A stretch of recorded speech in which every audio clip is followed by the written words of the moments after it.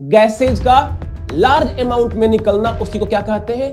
Blow out. अब इसमें लिखा हुआ है अगर इन्वायरमेंट नुकसान होगा, फ्लोरा एंड फौना को नुकसान पहुंचेगा, तो फिर इकोनॉमिक इंपैक्ट भी होगा। क्यों? क्योंकि वहां का लाइवलीहुड खतरे में होगा, ह्यूमन बींग्स भी मारे जाएंगे तो कंपनसेशन में पैसा देना होगा, इंफ्रास्ट्रक्चर का डैमेज होगा, तो इकोनॉमिक इंपैक्ट भी होगा। किस मिनिस्ट्री के अंदर है? अक्सर यूपीएससी मिनिस्ट्री को मेंशन करता है, मिनिस्ट्री ऑफ अर्थ साइंस, क्योंकि अर्थ से रिलेटेड है ना जी।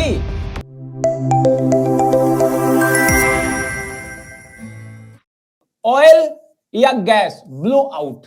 अब देखो क्या होता है, ये है हमारी पृथ्वी, ठीक है, हम कहते हैं ये है हमारी पृथ्वी का सरफेस। हम जानते हैं कि जो पृथ्वी का लेयर है, क्रस्ट है, वो क्रस्ट किस प्रकार से मूव करता है?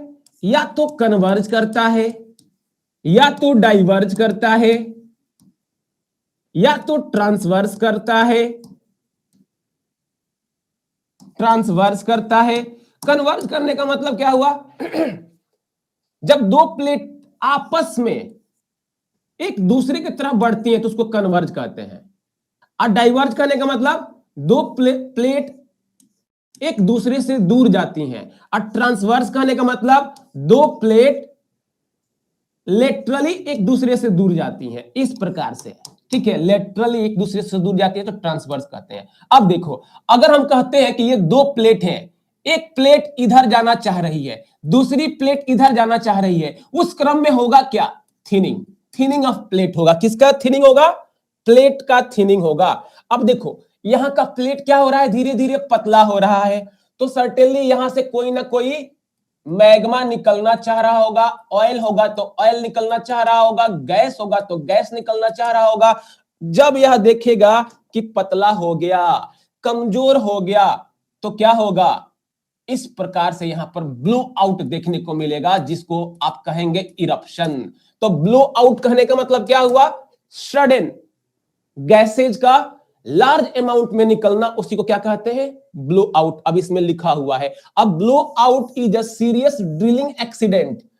अब देखो, मैं तो ऐसे बताया कि यहां पतला हो रहा था, पतला हुआ है, हम यहां पर जाकर क्या कर लिए? ड्रिल कर लिए। किस लिए ड्रिल कर लिए? हमको गैस निकालना है, हमको ऑयल निकालना है, इसलिए हम वहां पर ड्रिल किए, और वहीं पर गैस मौजूद था। वहां का लेयर जो था बहुत पतला था, जिसके चलते क्या हो गया? अब्रप्ट हो गया, और बहुत तेजी से वहां से ऑयल गैस निकला।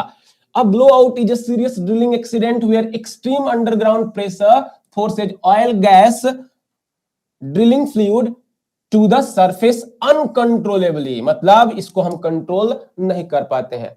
कोई दिक्कत है? बढ़ते चलो आगे।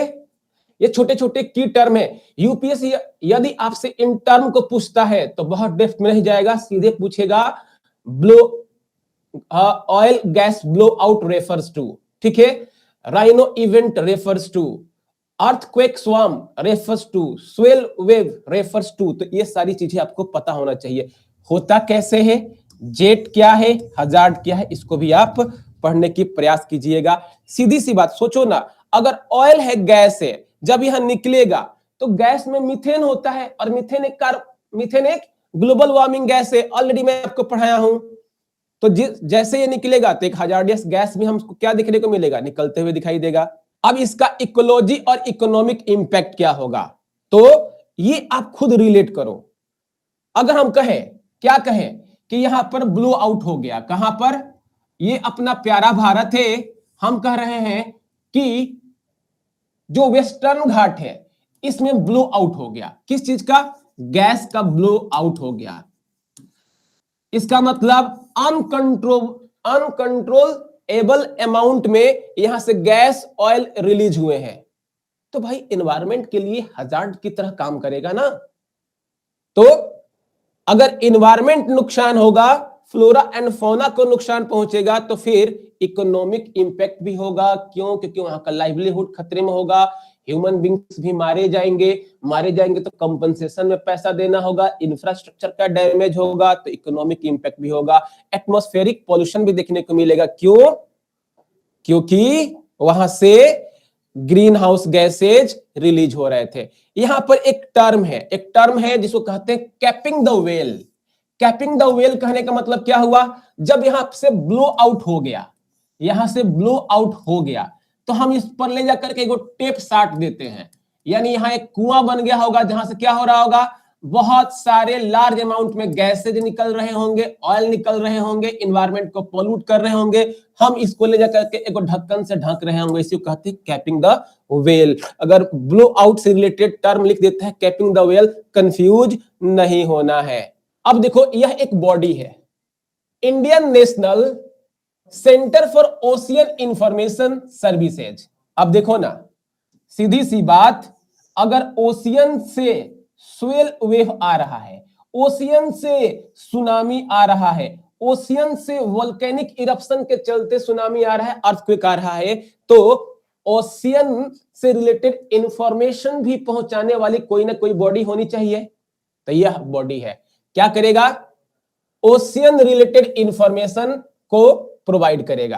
तो याद करो, इनकोएस, इनकोएस मतलब Indian national centre for ocean information services. इसका लोकेशन, इसका हेडक्वार्टर कहां है, हैदराबाद में, अपने इंडिया के अंदर ही है। कब इसको शुरू किया गया था, 1999 में। आपसे कहेगा consider the following statement with respect to in क्वाइस। पहला स्टेटमेंट देगा कि it is located in Hyderabad, दूसरा कहेगा इट वाज एस्टेब्लिश्ड इन 1999, तीसरा मिनिस्ट्री, किस मिनिस्ट्री के अंदर है, अक्सर यूपीएससी मिनिस्ट्री को मेंशन करता है, मिनिस्ट्री ऑफ अर्थ साइंस, क्योंकि अर्थ से रिलेटेड है ना जी भाई। यहां हम बात कर रहे हैं ओशियन की, ओशियन की बात कर रहे हैं ना, तो ओशियन अर्थ पर ही है, तो समझ लो मिनिस्ट्री ऑफ अर्थ साइंस के अंडर ही इसको एस्टेब्लिश किया गया था। अगर ये तीन चीजें याद कर लिए तो फिर इससे रिलेटेड क्वेश्चन गलत नहीं होगा, एक हेडक्वार्टर, एक इसकी एस्टेब्लिशमेंट, और तीसरी किस मिनिस्ट्री के अंदर आता है। इसके बाद तो आप खुद भी समझ सकते हो कि चूंकि ये ओशियन इंफॉर्मेशन सर्विस की बात कर रहा है, तो ओशियन से रिलेटेड किस किस इंफॉर्मेशन की बात करेगा, किसी भी रिलेटेड डिजास्टर से रिलेटेड इंफॉर्मेशन की बात करेगा, चाहे सुनामी से रिलेटेड अर्ली वार्निंग हो या पोटेंशियल फिशिंग जोन हो। कहने का मतलब हम कहेंगे कि इस अरबियन सी के इस एरिया में फिशेज ज्यादा मिल रही हैं, इसकी भी इंफॉर्मेशन कौन देगा, इनक्वाइस देगा। यहां पर जाकर के फिशिंग हो रहा है, अगर कोई मछुआरा जाकर के यहां पर फिशिंग कर रहा है और डिजास्टर आने की संभावनाएं हो गई, उसको भी ये इंफॉर्मेशन देगा। तो क्या है, अर्ली वार्निंग के लिए है। आई थिंक याद हो गया, बढ़ू आगे। Yes sir, yes sir. अब देखो यहां पर कह रहे हैं ना, ग्लोबल ड्राउट आउटलुक 2025 का रिपोर्ट है, ग्लोबल ड्राउट आउटलुक रिपोर्ट। बस इसमें यही याद रखो कि इसको रिलीज कौन करता है, it is release by OECD।